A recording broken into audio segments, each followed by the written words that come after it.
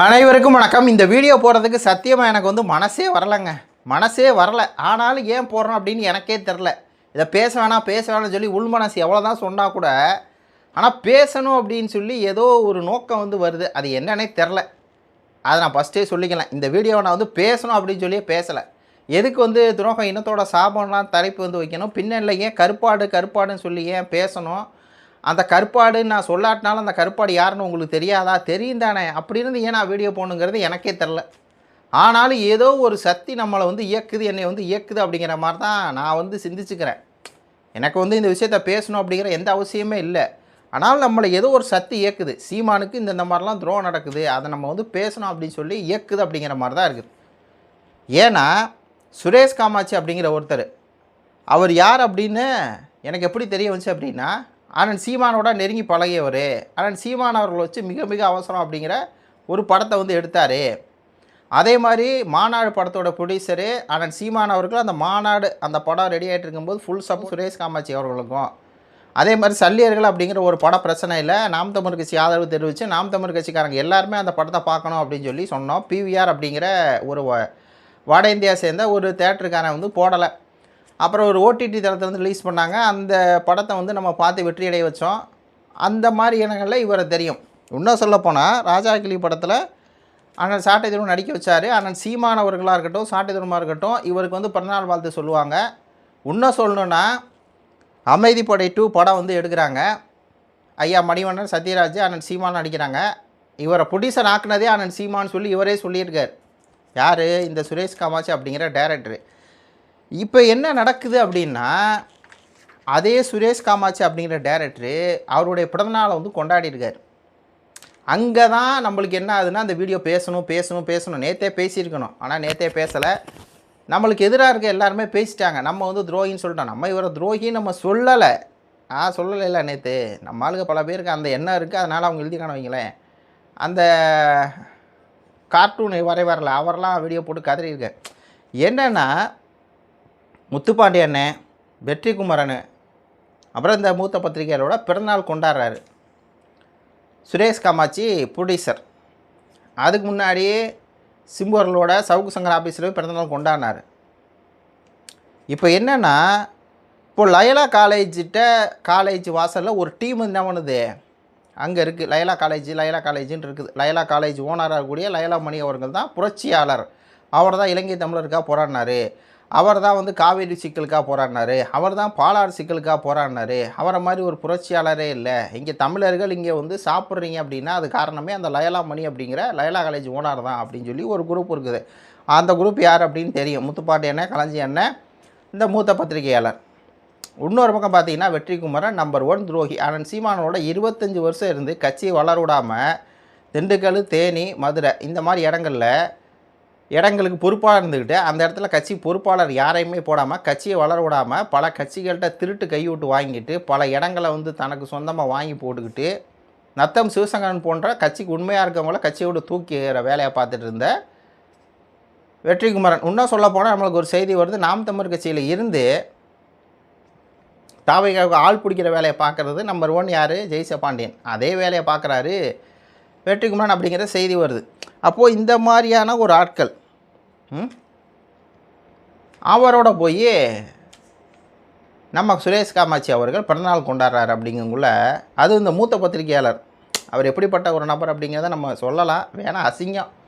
அதெல்லாம் சொன்னால் என்னையா இவரெல்லாம் அப்படிங்கிற மாதிரி ஆயிரும். அதனால் வேணான்னு வைங்களேன். நம்ம சேனலுக்கு வேணாம் விடுங்க. அதாவது ஒரு ஆள் தூக்கி ஓரமாக போடுங்க அப்படிங்கிற மாதிரி தான் இருக்குது. வயசான காலத்தில் ஏதோ பண்ணிட்டு திரியட்டும். அவர்கிட்ட பற்றிலாம் இது பண்ண வேணாம். கூட 2 அல்லக்கைகள் வச்சுக்கிட்டு பண்ணுற வேலையெல்லாம் மானங்கட்ட வேலை. சீமானோட மாண்பு மானங்கட்ட மாண்பு அப்படின்னா இவர் பண்ணுற வேலை அதுக்கு மேலடா அப்படிங்கிற மாதிரி தான் இருக்குது. முத்துப்பாண்டி என்ன லயலா காலேஜ் ஓனர்கிட்ட போயிட்டார். இவருமே லயலா காலேஜ் ஓனர்கிட்ட போயிட்டார். என்னென்னா, இப்போது இந்த சுரேஷ் காமாட்சி அண்ணன் சீமான் அவர்கள் பிறந்தநாள் வாழ்த்தெல்லாம் சொல்லுவார். அதாவது இயக்குனர், திரைக்கதை ஆசிரியர், ப்ரொடியூசர், அன்பு தம்பி, அன்பு இளவல் சுரேஷ் காமாட்சி அவர்களுக்கு பிறந்தநாள் வாழ்த்துக்கள் போட்டு கீழே தமிழ் சமூகத்துக்கு தேவையான படங்களை எடுத்து துண்டாற்றி செய்யணும் அப்படிங்கிற மாதிரிலாம் போட்டு அப்போது சீமான் அவர்களை வச்சு வளரல இவர், அப்படி சொல்லக்கூடாது. இவர் ஒரு ப்ரொடியூசர், அவர்கிட்ட காசு இருக்குது, பணம் தயாரிக்க எல்லாம் பண்ணுறாரு. ஆனால் நாம் தமிழ் கட்சி சில நேரங்களில் சப்போர்ட் பண்ணியிருக்காரு, பல நேரங்களில் நம்ம அவருக்கு சப்போர்ட் பண்ணியிருக்குங்கிறதா உண்மை. அப்படியேப்பட்ட சூழ்நிலையில் அவர் இன்றைக்கி போய் என்னென்னா நாம் தமிழ் கட்சிக்கு எதிரான ஆட்களோட போய் கையோர்க்கிறாரு அப்படிங்கிறது மட்டும்தான் நம்ம சொல்லணும். அப்போ நம்ம இதுலேருந்து என்ன சொல்ல வரோம் அப்படின்னா, அடுத்து அவர் படம் எடுப்பார், படம் தயாரிப்பார், படத்துகளில் வந்து வேலை பார்ப்பார் அவர் வேலையை. அப்போது நம்ம வந்து விலகிக்க வேண்டியதான், அவ்வளோதான் நம்ம சொல்கிறோம். நம்மளுக்கு சவுக்கு சங்கர் வந்து அண்ணன் சீமான் அவர்களை எப்படி கேவலப்படுத்துகிறாங்கிறது தெரியும். நான் போவேனா, நீங்கள் போவீங்களா? சாட்டை போகல சவுக்கு அலுவலகத்துக்கு போக மாட்டோம். அவர் போகிறாருன்னா அவருடைய படம் ப்ரொடியூசர், அவர் வேறு, அவர் நம்ம ஆள் கிடையாது, நாம் தமிழ் கட்சியில் ஒரு உறுப்பினரோ எதுவும் கிடையாது. அவர் போவார். அப்போ அவர் ஏன் போகிறாரு நம்ம கேட்கக்கூடாது. நம்ம என்ன பண்ணணும் அதான் நம்ம பண்ணணும். அடுத்து அவர் வந்து சிம்புவர்களை வச்சு படத்தை எடுத்தாலோ இல்லை வேறு உச்ச நடிகரை வச்சு படத்தை எடுத்தாலோ நம்ம அவாய்ட் பண்ணிட்டு போயிட்டே இருக்க வேண்டியதான். நம்ம எதிரிகளோடையும் துரோகியோடையும் போய் கை கொடுத்து நிற்கிறாருன்னா அவர் நம்மளுக்கு ஓரம் கட்டிட்டு போயிட்டே இருக்க வேண்டியதான். 2024 சாட்டை பிறந்தநாள் வாழ்த்து போட்டிருக்கார், 2025 இவருக்கு பிறந்தநாள் வாழ்த்து போட்டிருக்கார், 2026 சுரேஷ் காமாட்சியனுக்கு வாழ்த்து போடல சாட்டை. அதே மாதிரி தான் சீமான் அவர்களும் வாழ்த்து போடலாம். அதே மாதிரி தான் அடுத்து அவருடைய படங்கள் வந்து வெளியாகும்போது அந்த படத்தை நம்ம பாருங்கன்னு சொல்ல வேணாம், பாருங்கன்னு சொல்லிட்டுருந்தோம். இதுக்கு மேலே பாருங்கன்னு சொல்ல வேணாம், பார்க்காதீங்கன்னு சொல்ல வேணாம், அவ்வளோதான். நம்மளுக்கு எல்லா டைரக்டர் எப்படியோ, இப்போ லோகேஷ் கனகராஜ் டிசி படம் வந்து எடுத்தார், படம் அற்புதமான படமாக இருந்துச்சு. சாட்டை என்ன ஆஹா ஓஹோ தேசிய விருது கொடுக்கணும்னு வாழ்த்தினார். அந்த மாதிரி ஒரு வேளை ஒரு எடுக்கிற படம் நல்ல படமாக இருந்தால் கூட தேவையில்லை அந்த மாதிரி விமர்சனமோ பாருங்கள் வைக்கணுங்க எதுவுமே சொல்ல தேவையில்லை, அவ்வளோதான். அந்த மாதிரி தான். சரி ரைட்டு, நீங்கள் போய் உங்கள் துரோகியோட போய் உட்காந்துக்குங்க, ரைட்டு, வேலை முடிஞ்சு, அவ்வளோதான். நம்ம அந்த மாதிரி தான் இனிமேட்டு எதிர்வினை ஆட்டணும். இந்த மாதிரியான ஆட்களுக்கு நம்ம அவ்வளோதான் அந்த மாதிரி தான் எதிர்வினை ஆட்டணும். தமிழர்கள் அப்படின்னு நம்ம வந்து தமிழருக்கு தமிழரை சப்போர்ட் பண்ணுங்கிற அந்த சீனே இனிமேட்டு இருக்கக்கூடாது. இங்கே தமிழருக்கு தமிழை தானே சப்போர்ட் பண்ணணும், இவங்களாம் தமிழர் தானே, ஏன் சீமானு சப்போர்ட் பண்ணல? அப்போ அந்த கான்செப்ட்லாம் இதுக்கு மேலே எடுபடாது. தமிழர்கள் நம்ம வந்து நிற்கணும், அவங்க துரோகமே செஞ்சாலும் அப்படிங்கிற சீன்லாம் இல்லை. அவங்க துரோகம் செய்கிறாங்களா ரைட்டு, அவங்கள ஓரமாக ஒதுக்கி விட்டுட்டு போயிட்டே இருக்க வேண்டியதுதான், அவ்வளோதான். அவங்கள நம்ம வளர்த்து விடணும், தமிழர்கள் அப்படிங்கிறனால வளர்த்து விடணும் அப்படின்லாம் நம்ம எதிர்பார்க்கக்கூடாது. அதெல்லாம் வந்து அப்படி நம்ம பண்ண தான் நம்மளுக்கு என்ன முதுகில் குத்துறாங்க. அந்த மூத்த பத்திரிகையாளர்லாம் எப்படி வளர்ந்தார்? அவர் கேட்டால் நான் 1950 மூத்த பத்திரிகையாளர் கேட்பார். ஆனால் அது கிடையாது. இப்போயும் ஒன்றும் பிரயோஜனம், ஒன்றும் தப்பு இல்லை. அவர் தாவைக்கா காதலிச்சு வீடியோ போட்டு நல்லா சம்பாதிக்கட்டும், அதை பற்றி நம்ம ஒன்றும் கேர் பண்ணிக்கப்படுறதில்ல. நம்ம எப்படி என்ன பண்ணணுங்கிறது நம்மளுக்கு தெரியும். அப்படியே அவாய்ட் பண்ணிட்டு போயிட்டு இருக்க வேண்டியதான். பாரிசான வீடியோ பார்க்காதீங்கன்னு சொல்லுவோம், பார்க்க மாட்டாங்க. உடனடி தமிழா பிரியகுமார் வீடியோ பார்க்காத நம்மளும் பார்க்க மாட்டாங்க, அவ்வளோதான். அதே மாதிரி மூத்த பத்திரிகையாளர் வீடியோ பார்க்காதீங்க நம்ம சொல்லுவோம், நம்மளுக்கு அந்த உரிமை இருக்குது சொல்லுவோம், பார்க்க மாட்டாங்க, அவ்வளோதான். அதே மாதிரி ஒரு படங்களை அடுத்து போக்குவரத்து இருந்துச்சுன்னா சீமானே சொன்னால் கூட பார்க்கக்கூடாதுங்க.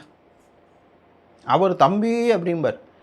இந்த இசைக்கு காரணம் அப்படிங்கிற ஒரு கேவலமான ஒருத்தர் அவர் பரமசிவன் பார்த்தீங்கன்னா அப்பட்டமாக ஒரு மத வெறியன். அந்தாள் கிஷோருக்கு மேலே அவ்வளோ வன்மத்தை கக்கி வச்சுருக்காப்புல. சீமானை போய் அந்த படத்தை ப்ரொமோஷன் பண்ணி நாம் தமிழ் கட்சி ஓட்டு குறைஞ்சதெல்லாம் எங்கே தெரியுங்களா? இந்த மாதிரி வேலையை பார்த்து விட்டாதான்.